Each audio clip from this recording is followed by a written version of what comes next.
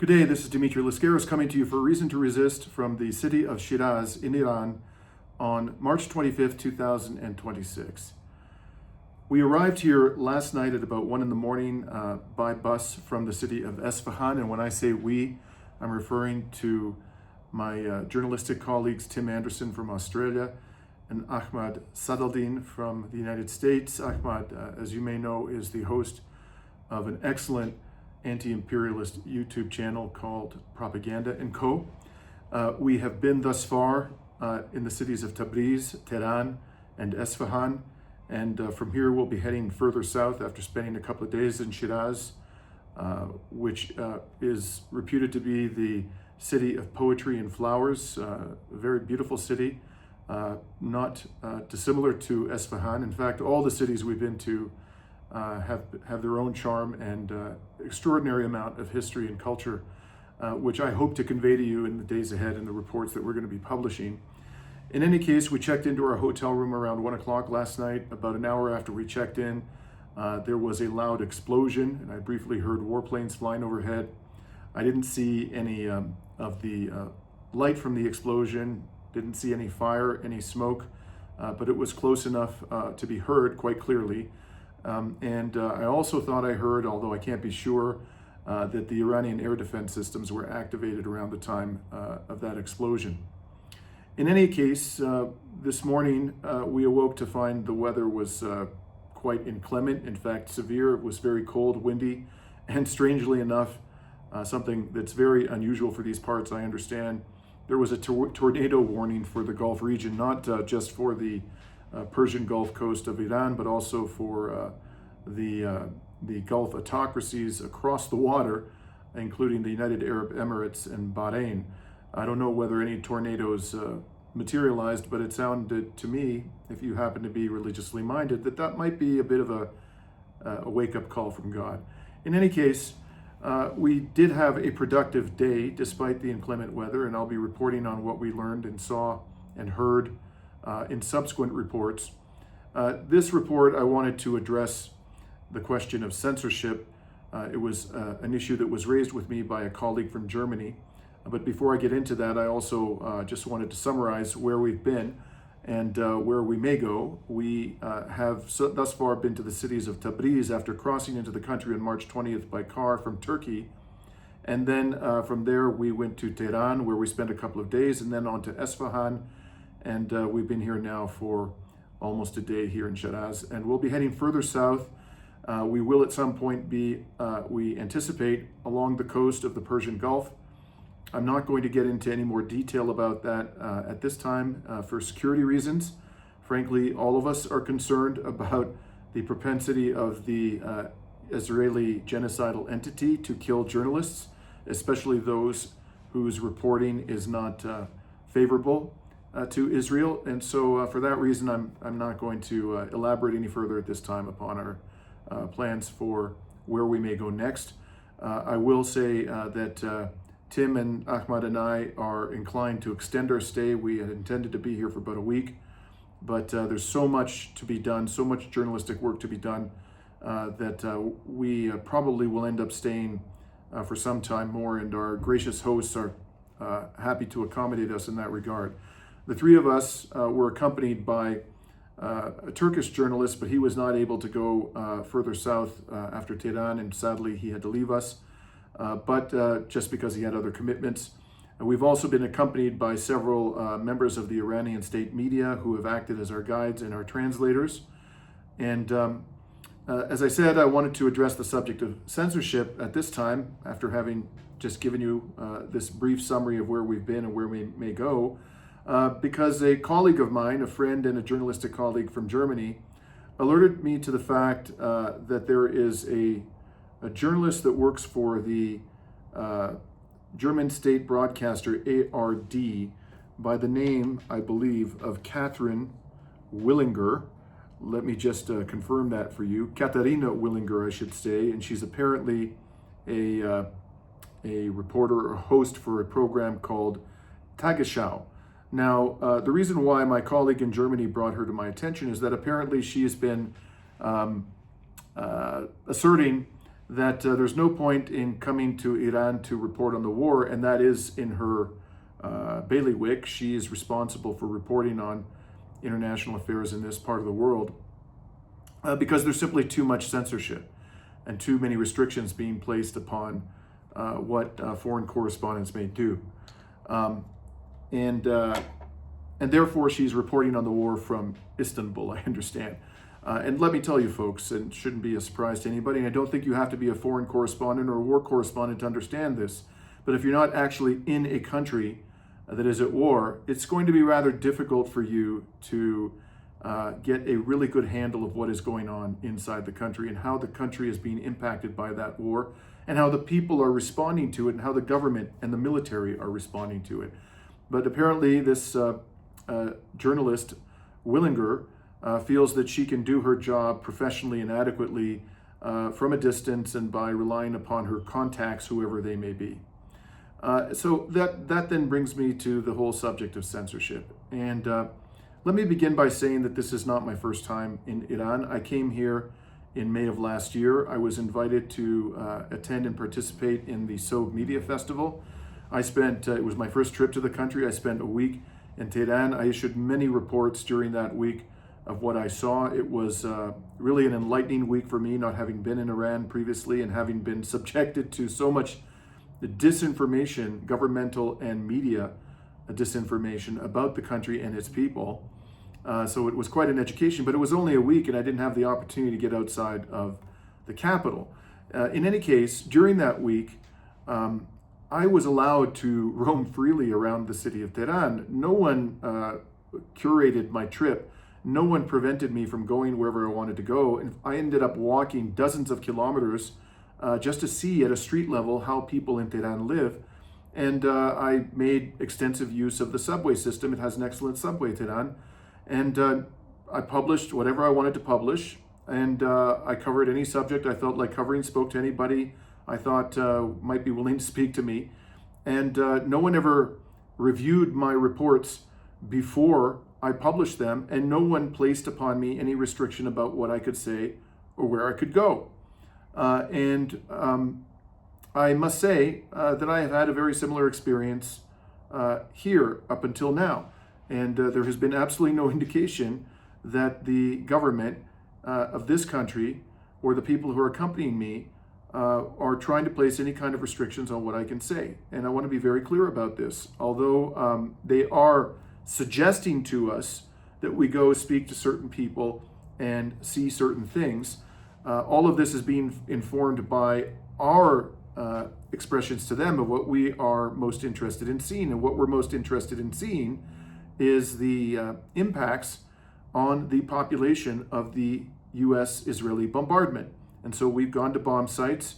We've seen infrastructural projects that have been destroyed. We've talked to victims. We've talked to people who work at these facilities, these businesses, who own these businesses.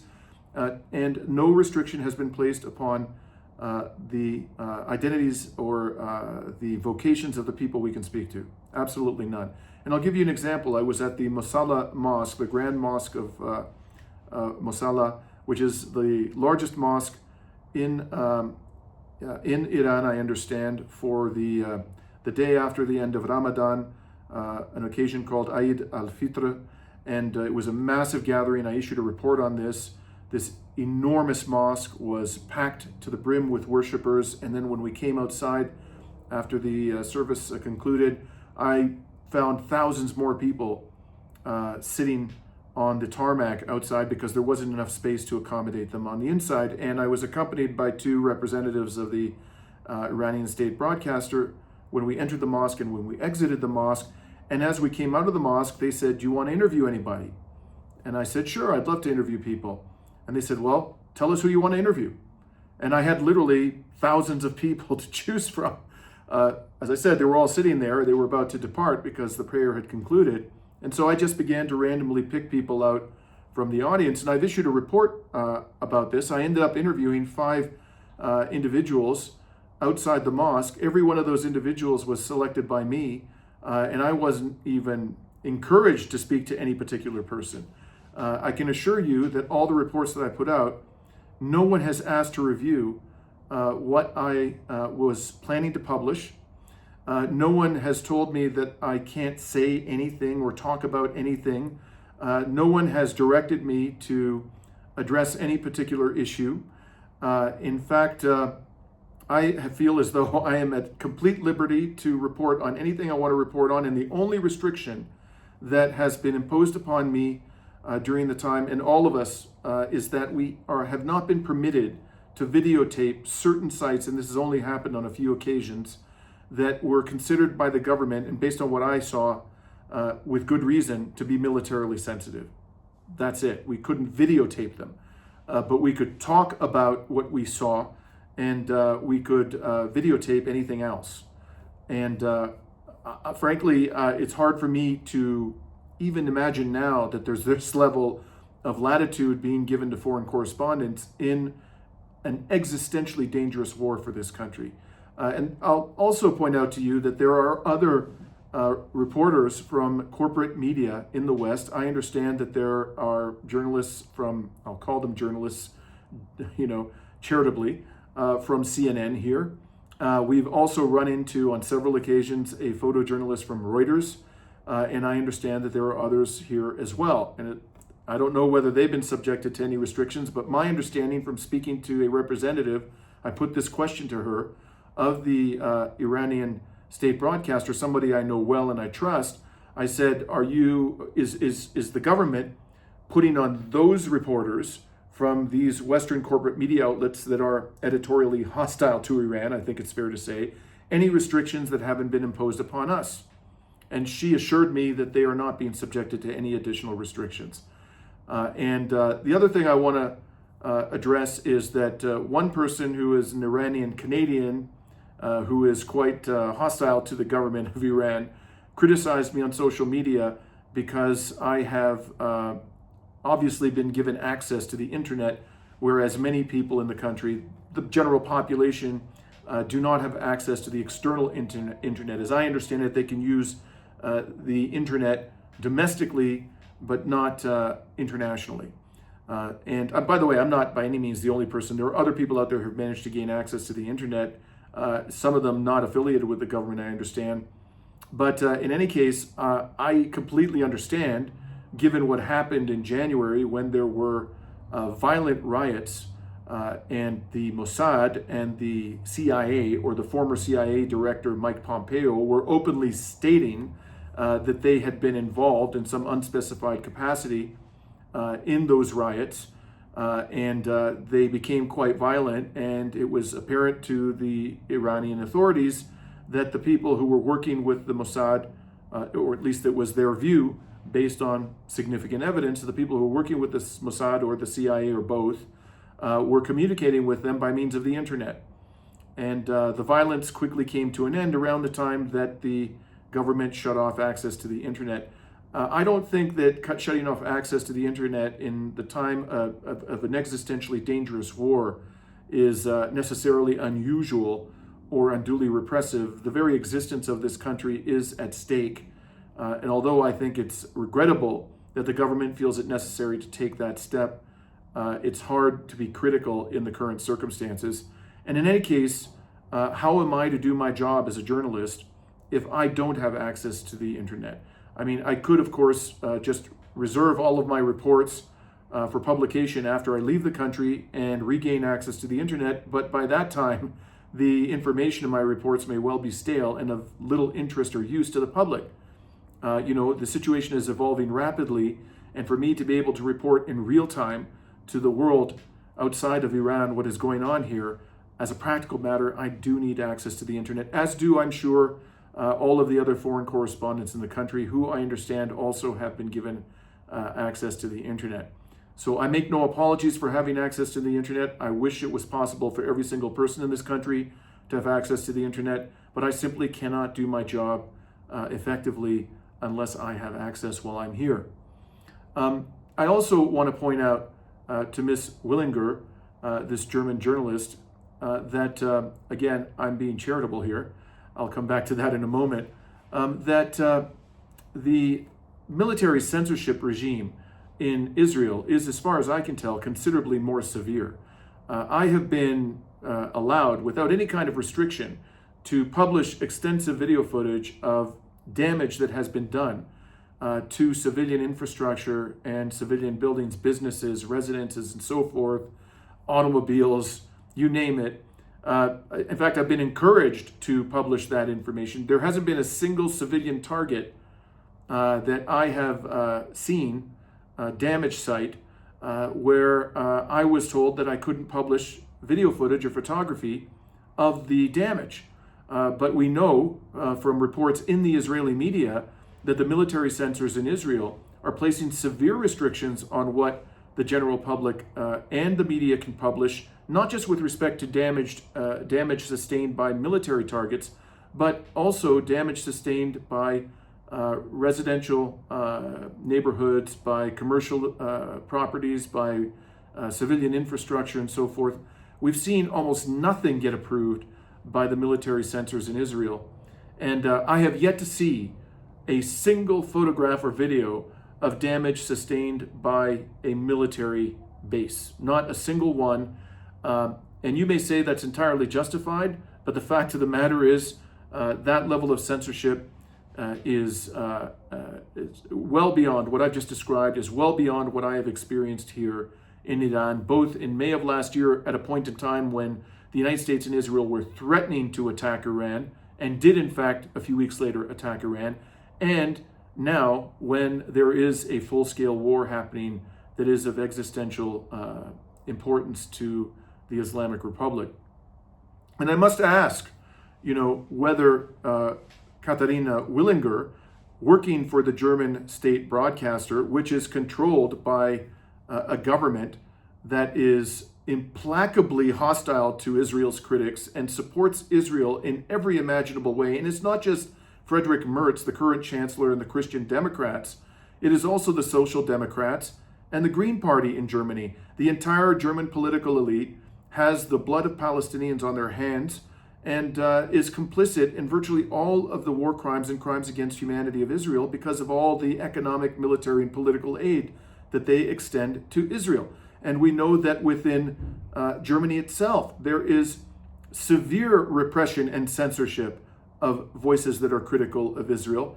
And I wonder just how concerned Ms. Wallinger is about the internal censorship of those who are opposed to Israel's genocide and its other crimes in the region, and just how critical she has been of the military censorship regime in Israel itself.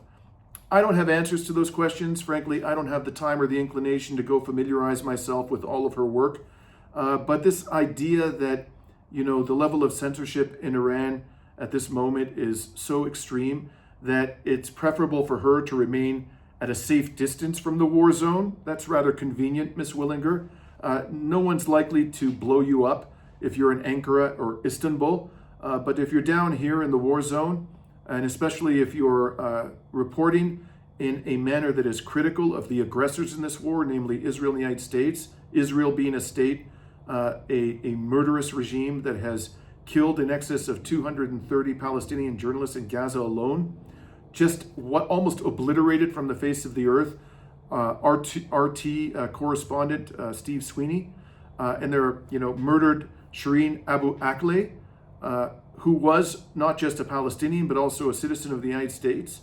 All of this with complete and utter impunity. It's rather convenient to be in Istanbul, a NATO member, at a safe distance from the violence being inflicted upon the Islamic Republic and the Iranian people, and to be offering up as the excuse for remaining at a safe distance an allegation that the level of censorship in this country at this particular point in time is unacceptably high.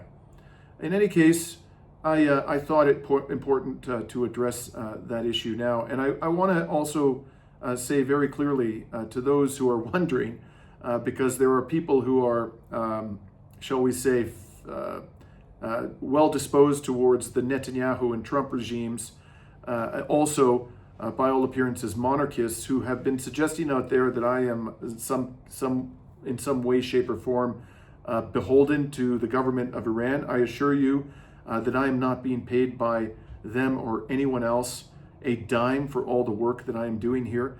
Our average workday has been since we arrived here about a week ago. I would say 18 hours.